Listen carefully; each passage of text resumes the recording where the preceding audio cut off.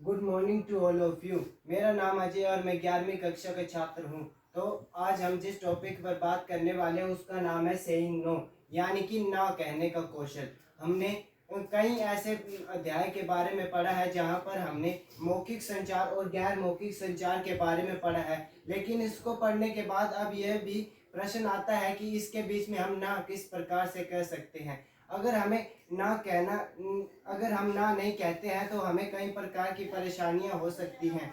वो परेशानी कई प्रकार से हो सकती है, जैसे हम किसी जरूरी काम में व्यस्त है लेकिन कोई हमें कोई काम करने को कह देता है तो हम उस काम को करने में सक्षम नहीं हो पाते, लेकिन हमें ना कहना भी नहीं आता है तो इसमें हमें कई प्रकार की परेशानियां हो सकती हैं। यह कई प्रकार के हो सकते हैं, जैसे कि मैं बताता हूँ कि आपको ना कहने में दिक्कत और मुश्किलें कहाँ पर आती है। जैसे कि आप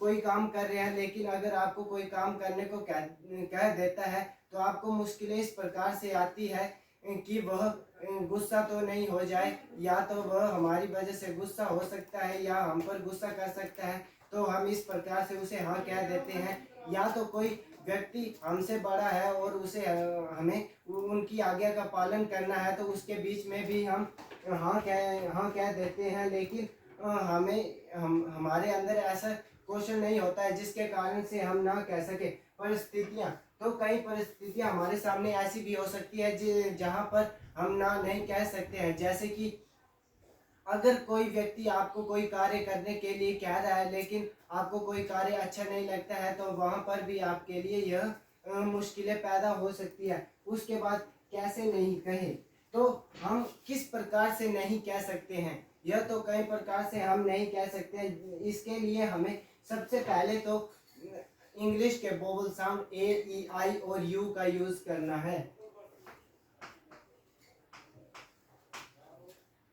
तो ए ई आई ओ यू का यूज कई प्रकार से किया जाता है। सबसे पहले तो हमें यह देखना है कि ए क्या है। तो ए का अर्थ है प्रश्न पूछना। अगर कोई व्यक्ति जैसे कि आपको कोई कार्य करने के लिए कहता है, जैसे कि तुम मेरा यह कार्य कर दो, तो आपको उससे प्रश्न पूछना है कि क्या यह कार्य जरूरी है या यह कार्य महत्वपूर्ण, और क्या यह कार्य इसी वक्त करना है या अन्य समय पर हो सकता है। उसके बाद है ई।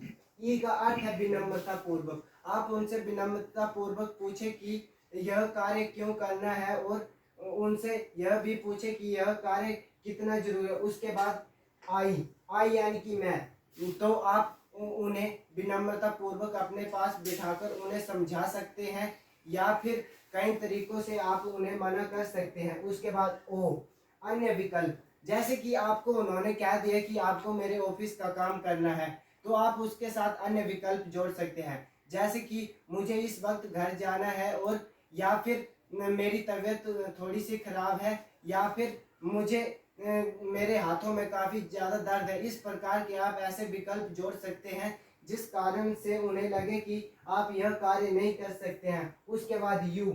यू है, यू में धन्यवाद। जैसे कि आप कोई कार्य नहीं कर सकते हैं लेकिन उसके बाद भी आपको ये इसलिए धन्यवाद कहना है कि आपने मुझे इस कार्य को करने के लिए जरूरी समझा।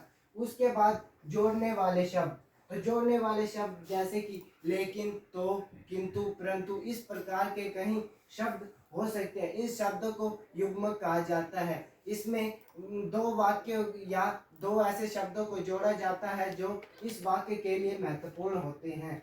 तो इसमें सबसे पहले तो आपने ऊपर के सभी उदाहरणों में यह देखा कि तो या का प्रयोग सबसे अधिक हुआ है। तो हम जानते हैं कि तो और या का प्रयोग किस प्रकार से हुआ है। और का प्रयोग तो यहाँ पर काफी अधिक रूप में किया गया है, जैसे कि आप इस कार्य को नहीं कर रहे हैं और आपका यह कार्य करना इतना जरूरी क्यों है। इसमें और का यूज किया गया है। या का प्रयोग भी कई कारणों से किया जाता है, जैसे कि मैं आपके इस कार्य को करने में सक्षम नहीं हूँ लेकिन मैंने ये कार्य किसी अन्य फाइल में किया है, आप या उस फाइल को ले सकते हैं, या फिर आप यहाँ पर बैठकर मैं आपकी मदद कर सकता हूँ लेकिन मैं आपके इस कार्य को करने में सक्षम नहीं हूँ। इस प्रकार से आप ना कह सकते हैं। तो धन्यवाद। यहीं पर ये हमारा यह टॉपिक समाप्त होता है।